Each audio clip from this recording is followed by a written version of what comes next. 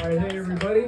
Good to see you all tonight. I'm just gonna open up real quick. This is gonna be a special set because someone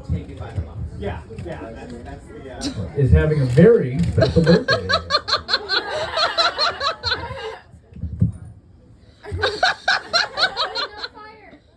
I'd ask. I checked.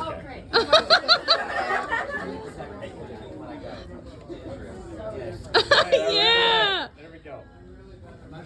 All right. Now, who is it? Whose birthday is this today? Which one of you? It's almost yours. You want to call and make a wish? Yeah. Yeah. No, that won't come true.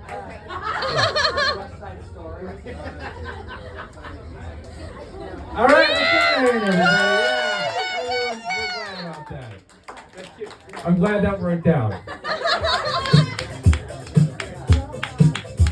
All right, that's some funky music there, and that's going to lead into my real set.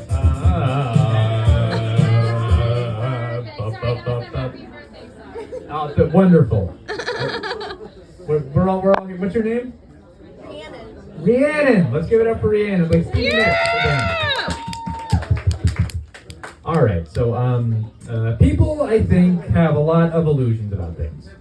One big example is their dogs. I think that people do not understand what their dogs want at all. I think that all the dog wants to do is just kind of, be free, like run around and roll around in filth and like eat garbage until your stomach explodes and like spit and excrete and like have balls and like all these wonderful things. And what a person expects out of their dog is that the dog like remain encased in a square and never make a noise once. They can't reproduce. We take that from them, and we think they're helping them. No, and it's just like I see people in the park, and it's like they won't. The dog will be sniffing like a flower. I'm sure who likes to sniff flowers here? Who likes flowers? Yeah, Everyone likes to smell things. But when the dog smells things, it's like they use the mechanism they've invented to choke their dog away from doing things. So they can like get back home and like ignore an email and masturbate for an hour, and they're very busy. It's important. I don't even think the dogs like fetch, really. I think that they really, really, really like sticks. And they don't understand why we keep throwing them. Like, you threw my stick, motherfucker. I wanted that. I have to run now all the way over there to get it. You threw it again? What aren't you getting about this? That's my stick!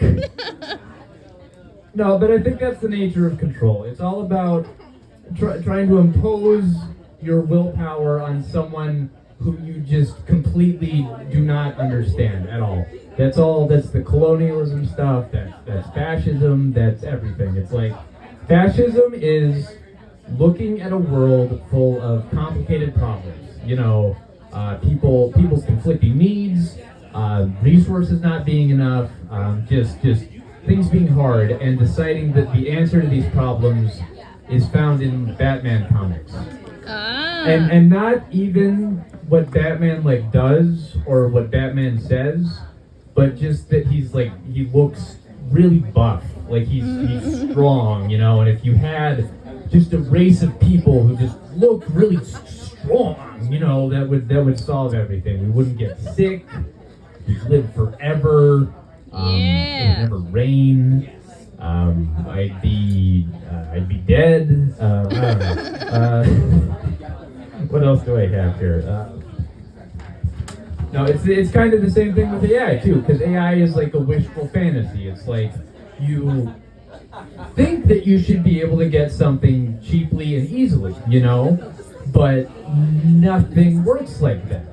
It's like AI, I would say, is like God for people who don't believe in God, but also think that God should basically just be Santa Claus. Yeah. What might only happen? I want that right now. Why isn't it here yet? And the answer really is that it's never, it's your parents. Santa is your parents, and AI, like God, is an Indian guy getting paid $1.50 an hour to type messages back at you. Yeah, I'm glad I got you there. No, yeah, and I think that's a human desire too, though. It's like we want to fix problems. We want people to fix us. We want to fix people sometimes. It's a difficult thing about relationships.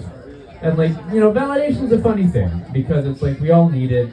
It's hard to get, but it's also kind of hard to ask people for that because in a way, I'm kind of asking for validation from all of you people. But like what am I doing? Why do I need your approval? You, ma'am. Why do I need your approval? You don't need to laugh at my jokes, Yeah, but it's hard. It's like, I'm asking a lot from you here. I am. What the fuck? What am I doing? I'm bringing you into this now. You poor woman.